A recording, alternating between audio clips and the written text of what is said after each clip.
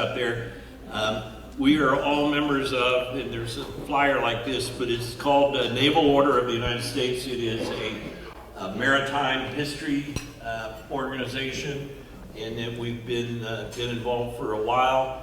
It has 30 chapters around the United States, including the one here in Texas, and we do things to commemorate maritime events. So the next one that we're doing is a Pearl Harbor Remembrance down at Seawolf Park.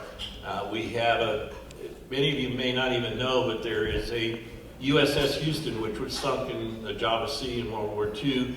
They rescued the Belle, and it's sitting on top of an obelisk in the historic park, just as you drive down Allen Parkway moving into downtown Houston.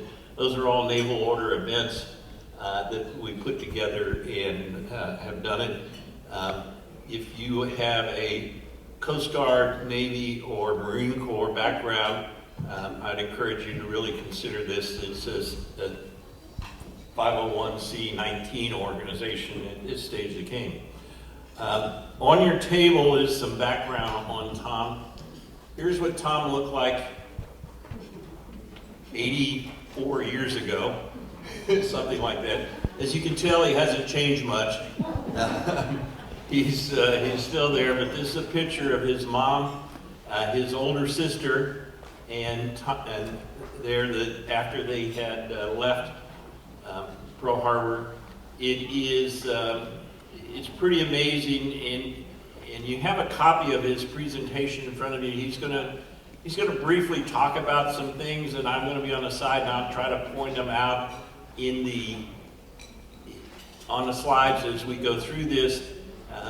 One of the ones that's pretty amazing in the days before email and the days really before phone calls that you could do this is the letter. And Tom's dad was a captain in the Navy in charge of the shipyard in Pearl Harbor. So, and his classmates from the Naval Academy, every ship that would come in would have to go through, for any kind of repair or others, would have to be connected with him. So he would have people over to his house, and Tom got to meet many of them personally, from Admiral Kidd, Nimitz, to Captain Van Valkenburg, who was the CO of the Arizona. If you read through that letter, you'll see it's pretty amazing, and there's two big policy things out of that, but you'll see that his sister was scheduled to be on the Arizona at noon on December 7th. 3 p.m. You talk about coincidence and how things turn out. It is really amazing.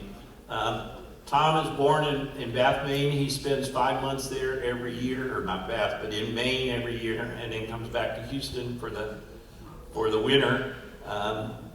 His mom and married his stepdad, and they were together for many, many years. His dad ended up going to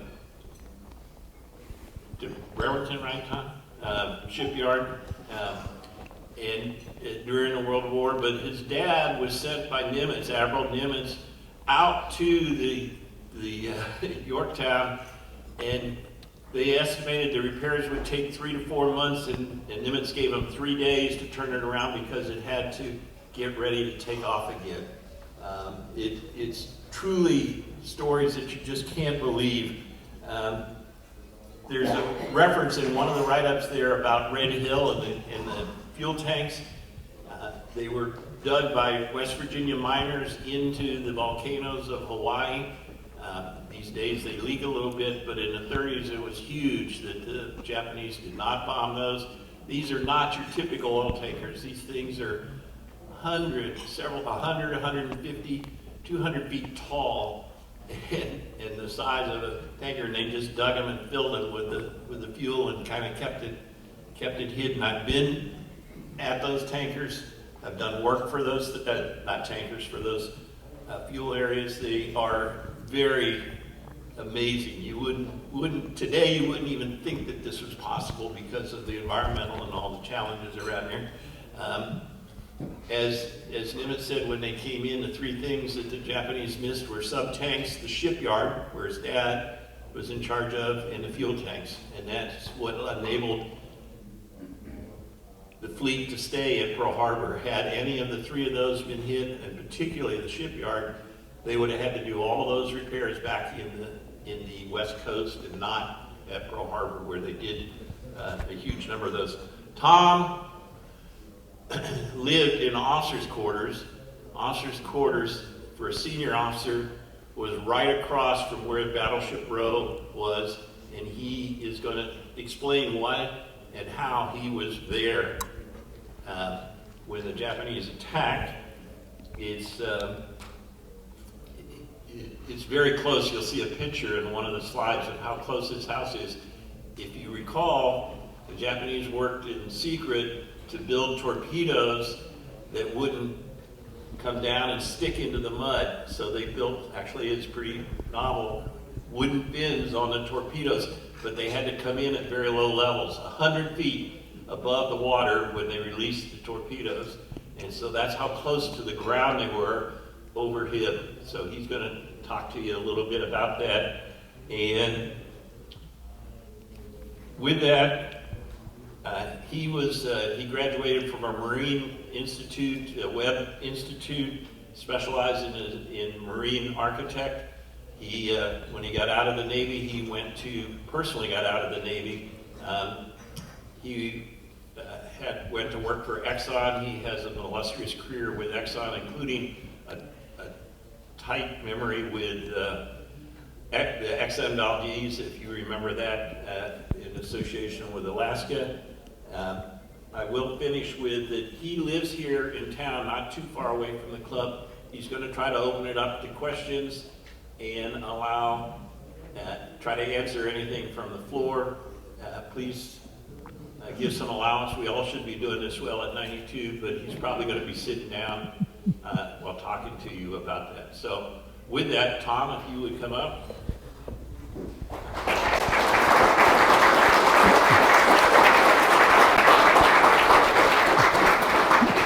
Thank you. I thank you for the introduction, but I corrected a couple things because they're somewhat sequential. It was on November 15th, 1941, that I was a guest of Captain Van Valkenburg on the Arizona. I slept overnight in Admiral Kidd's cabin. Von Valkenburg was my father's roommate in the Naval Academy. And so they had a long relationship. And it was on that day that he asked my sister and friends to come 2 weeks later aboard the ship to see movies, have dinner with him. In those days, women did not sleep overnight on a naval ship. Anyway, I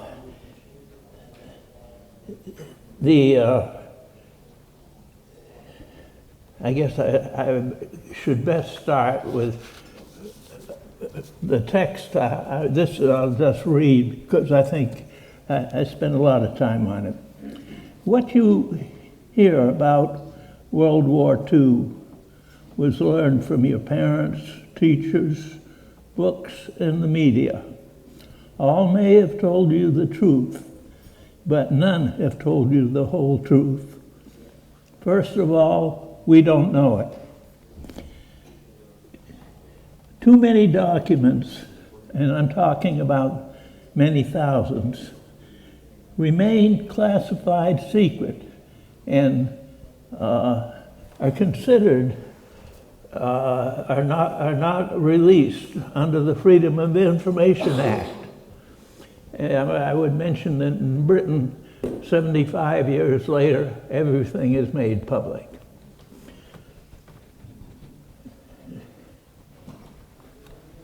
During a war, truth goes out the window. What you hear is what they want you to hear. And after the war is over, It's up to the politicians what has been classified, confidential, or secret during the war is decided not by military people, but by politicians in Washington. And frankly, what I'm telling you today is that it was a surprise attack on Pearl Harbor, but unlike what Franklin Roosevelt said, it was not without warning, and he knew exactly, and it's never been released as such. What I'm saying is, he knew exactly when and where the attack would occur. And the proof is in front of you in this handout, which will point out the high points. He basically was Undersecretary of War for 8 years during World War I. He had a unique naval background and was an expert yachtsman and navigator himself. I wish we had a president with that kind of background now, because he anticipated in 1933, the first session of Congress after he was elected, the possibility that a war in the Pacific would occur. And he prepared the nation for it. At that time, in 33, Germany was not a consideration. And I would like you to look at this first chart. In the early period, 1925 to 32, very few ships were built, and basically they were cruisers to replace coal-burning relics from World War I. Because in that period, worldwide, the coaling stations were shut down because all the ships had shifted to oil. No new Navy ships were appropriated in 1932. You look at the period 33 to 1939, and those are the ships that were built before Pearl Harbor. Interestingly enough, none of the carriers or cruisers built, heavy cruisers, were at Pearl Harbor when the attack occurred. And the documents that tell you what their sailing orders were have never been released.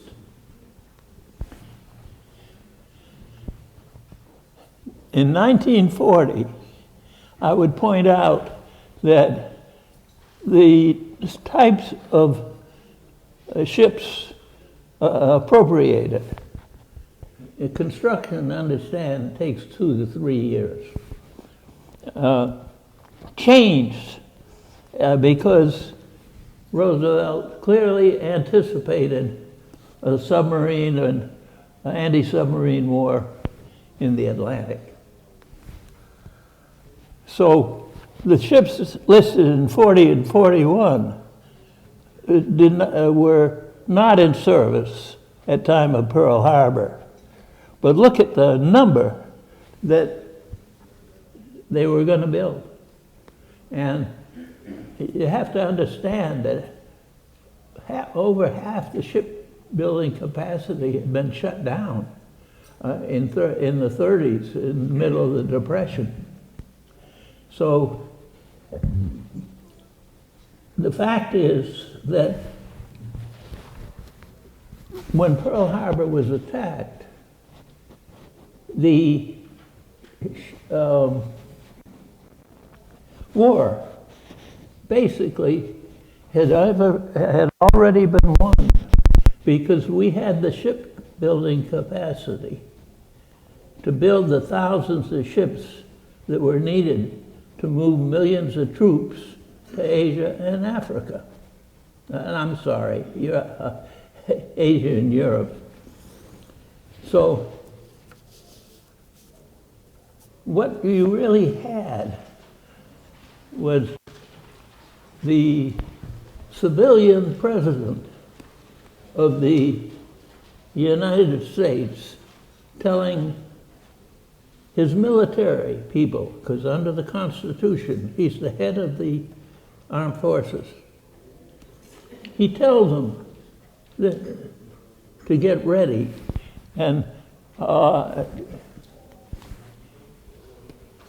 get to that chart in a minute.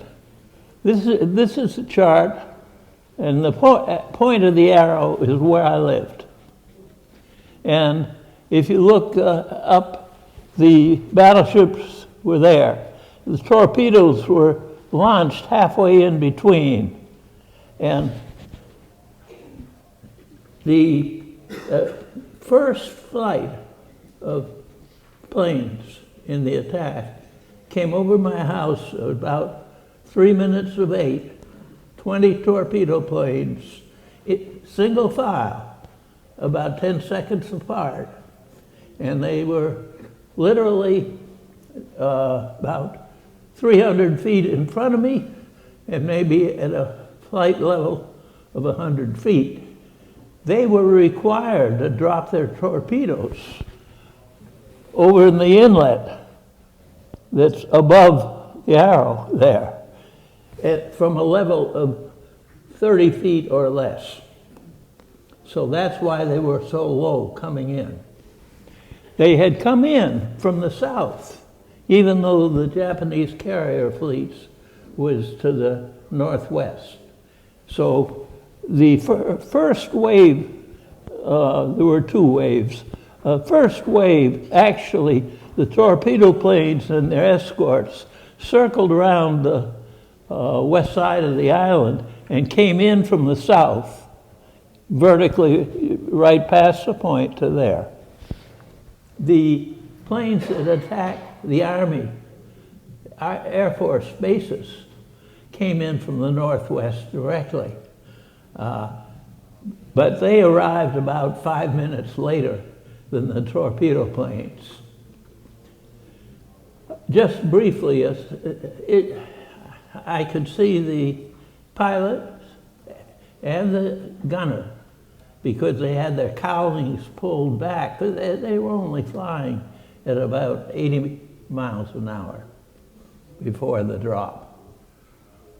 Now, I won't bore you with everything else because I don't know much. We had trees around the house, except in front of the house, which were the first two holes of the golf course. And so we could only see them flying around, and I don't recall seeing any American planes up there. About 25 Japanese planes were shot down, but they were shot down by ships in the harbor who had their ready ammunition on deck and available instantly. The Army, by comparison, their ammunition were locked, and the anti-aircraft guns, what few they had around the planes. And the Army had 273 planes, and their agreed upon major objective was to preserve or protect the fleet when it was in port. Let's go to the letter. Yeah. Now this is the letter Captain Van Valkenburg wrote to my sister. It's not a public record, although it is a personal correspondence. Nothing like it has ever been released by the government. It proves that the ships, the battleships, were intentionally placed at Pearl Harbor on December 7th instead of November 30th. And the result was the other missing records are that why was it just fortunate, or what that the two carriers and all the heavy cruisers that basically won the war for us in World War II, I mean in 1942, were absent.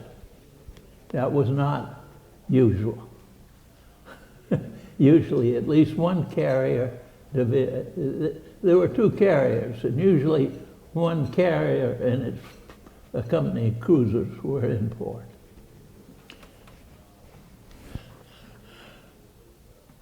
That letter, by the way, is the original, is preserved in Louisiana State Archives. My sister has it. Okay, let's go to the next one. This is the war warning. 3 days after Van Valkenburg wrote his letter, FDR approved this letter and 2 or 3 others, and it went to all the Pacific commanders. Now, Admiral Hart in the Philippines dispersed his fleet, and that's the only reason that Houston was able to lead a rear guard action until the Battle of the Java Sea 4 months later. On the other hand, Andrew Kimmel his fleet was in port, and this was because their age, we had never spent the money to upgrade their anti-aircraft equipment. If the Japanese had caught them at sea without air cover, they would have sunk, and the loss of life would have been far greater than it was at Pearl Harbor.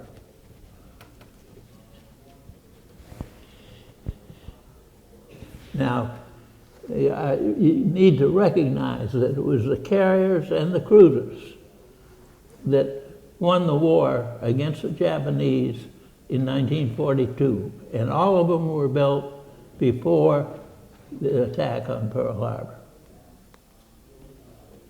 Now, personally, I saw from the hills behind Pearl Harbor the ships burning for 2 days. We returned to our quarters. We issued gas masks and so on. And on the first convoy out, there were 10,000 women and children, dependents, who were being evacuated with a cruiser and 6 destroyers as protection. Their quarters were all being taken over by people being moved out from the mainland to beef up the defenses on the island.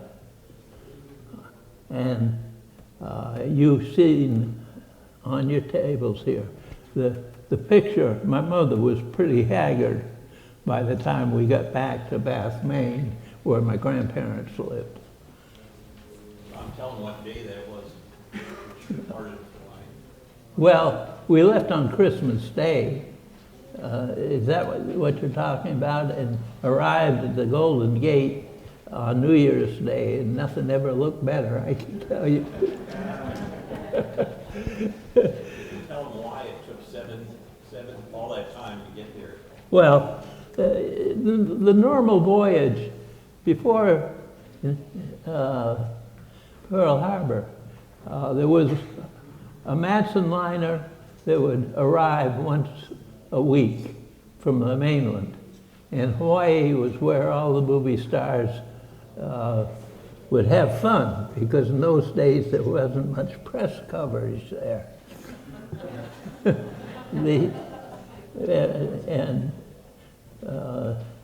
It so happened that my uncle, who was a senator from Iowa, had two classmates, college, that married into the big five families in Hawaii. So as a result, in those days, the tourist trade plus the military plus the sugar and pineapple plantations were the economy, but the tourist didn't develop much until you had jet aircraft after World War II. Anyway, the point of this telegram that was sent out to the Pacific area commanders said three things. War is coming within a matter of days. 2, it is our policy, and it is known policy, in other words, that to let the Japanese strike first. And 3, take all necessary precautions. Now, neither Kimmel or Short passed this information off to their watch office in Hawaii. So when Japanese planes were spotted coming in 100 miles out, the report was ignored by the watch office. They just assumed it must, that this newfangled invention called radar was off because some planes were expected to come from the mainland.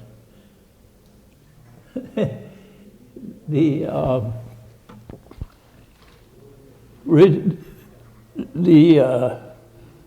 ships, it was unusual for the ships to leave their anti-aircraft ammo at the ready when in port.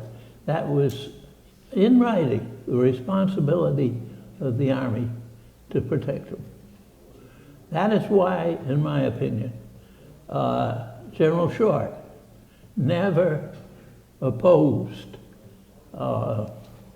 the cashiering, essentially, early retirement.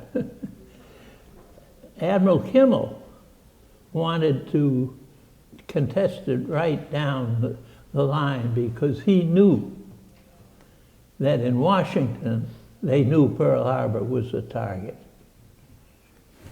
And he was right. But he also knew that in exercises in the 30s, twice, Hawaii had been, the fleet in Hawaii had been successfully attacked by the opposing fleet. One carrier, we had 2 carriers in service then, and one would be part of one fleet and one part of the other. So he knew that, and yet his 202 planes, none of them were being used in reconnaissance after receiving this message. Let's go to the next one.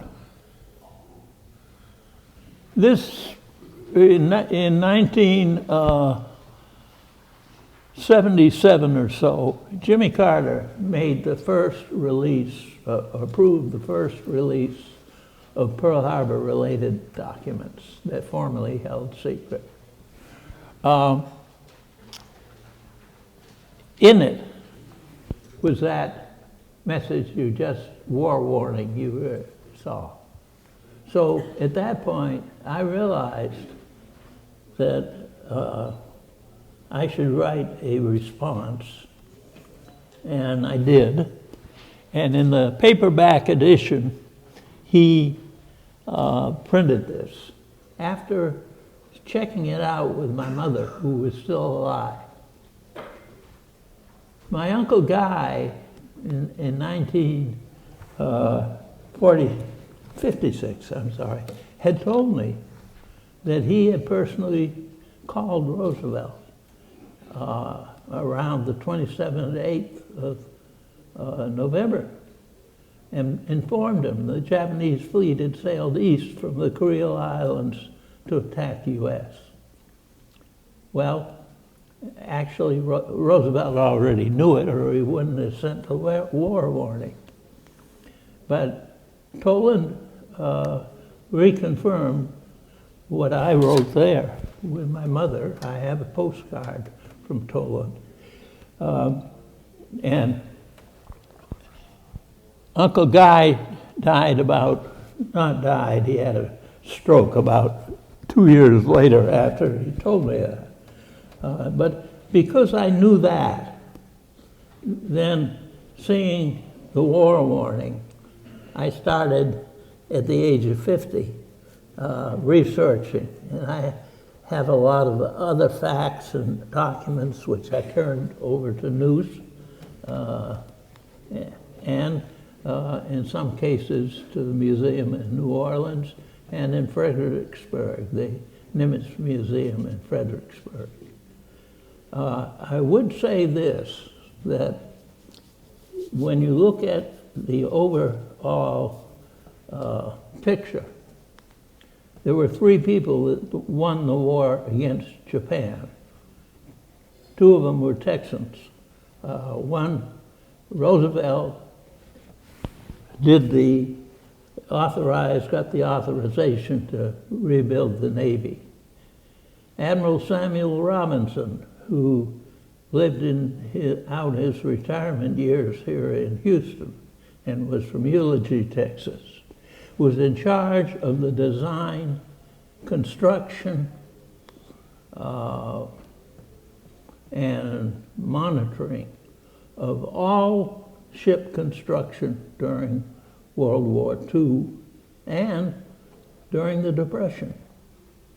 And has no recognition, but he was the only four-star admiral ever to be so designated in the U.S. Navy, because he was a staff officer, engineering officer, such as I was. Only I was a lieutenant. Anyway, next picture, please. The last three pictures here just document our interesting one here. In this case here, this is a Honolulu newspaper 1 week before Pearl Harbor. So word had leaked out that something's going to happen pretty damn quick. And go to the next one. Oops, that's the same one, isn't it?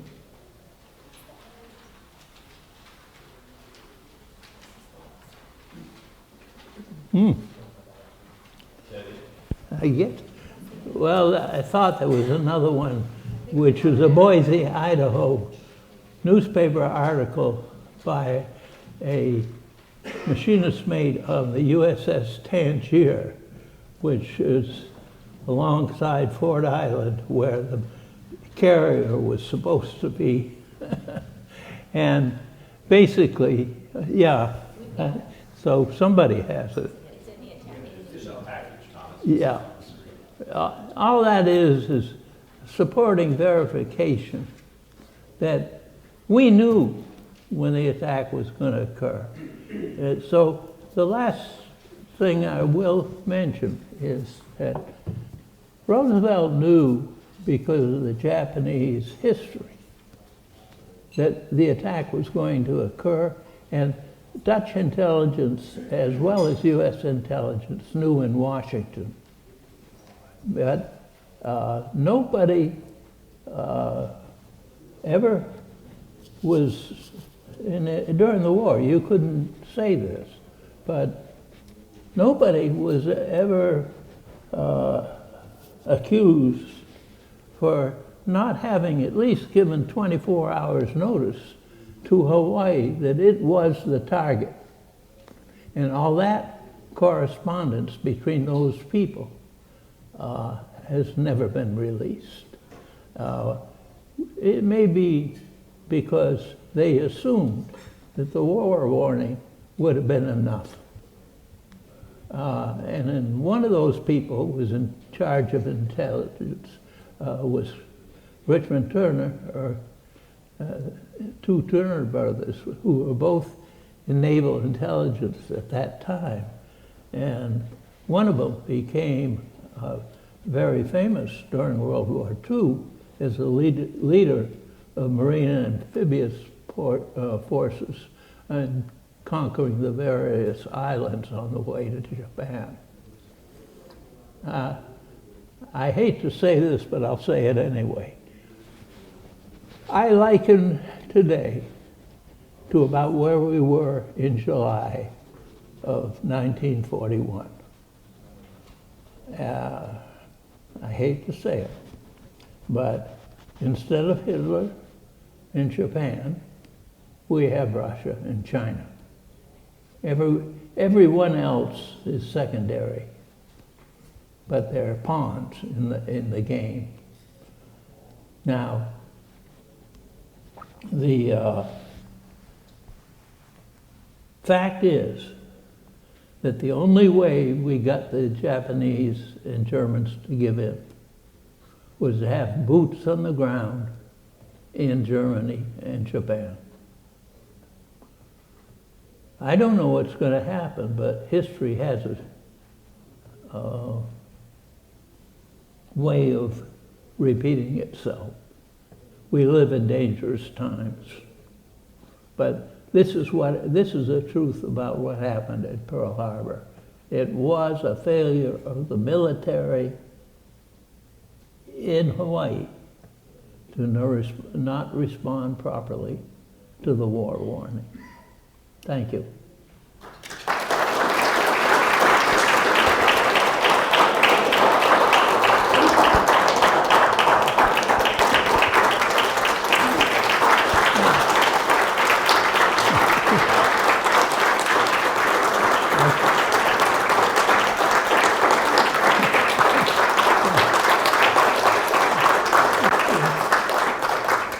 Any questions I'll stick around for. I know some of you got other things to do.